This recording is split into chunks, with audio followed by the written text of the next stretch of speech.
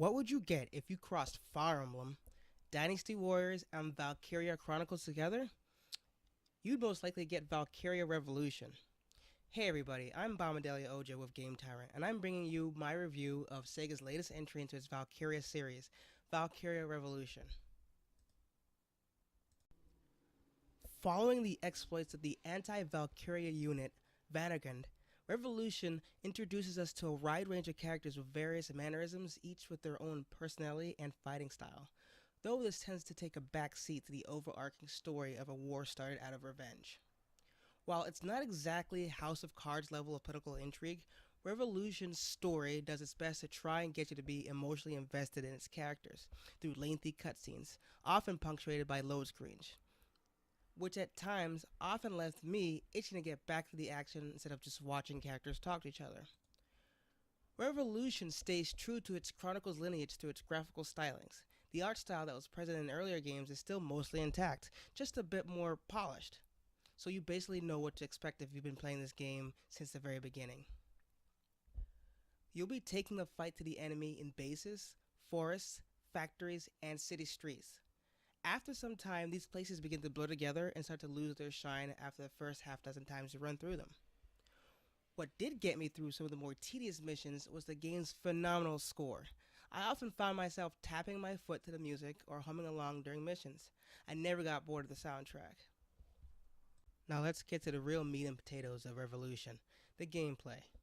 Revolution differs greatly from the first three Valkyria games by shunning its turn-based roots and opting for real-time combat instead.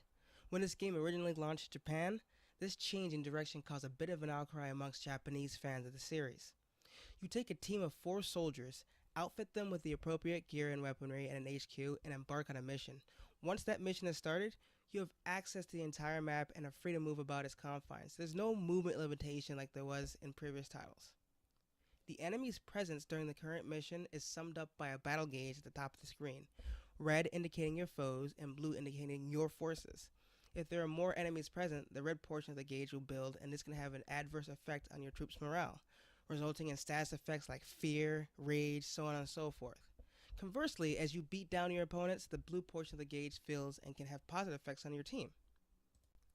The combat, despite being more action-focused, still has elements of strategy involved.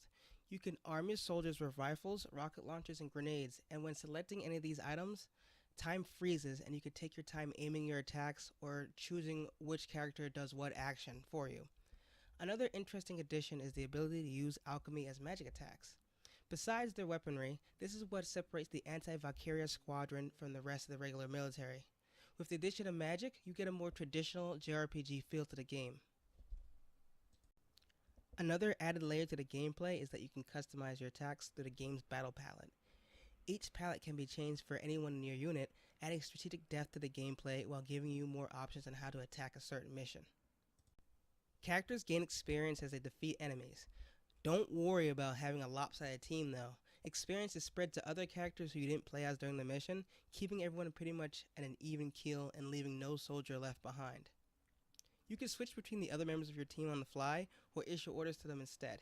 Orders can be given to your unit as a whole, switching between offensive, defensive, or allowing your group members to act freely or to back you up. You can even determine how each character acts before a mission through choosing their personalities. With all that being said, you can't just attack willy-nilly. There's a battle gauge that must be filled up before attacking, issuing orders, or using a firearm, making timing of your attacks crucial. Despite all this, the game does feel a bit like Dynasty Warriors in such that groups of enemies will circle around poking at you with their weapons. However, taking them lightly and rushing into a situation where the odds are against you can have dire consequences. Revolution has permadeath. Losing a character during battle will mean all events tied to that character are now locked off till the end of the game.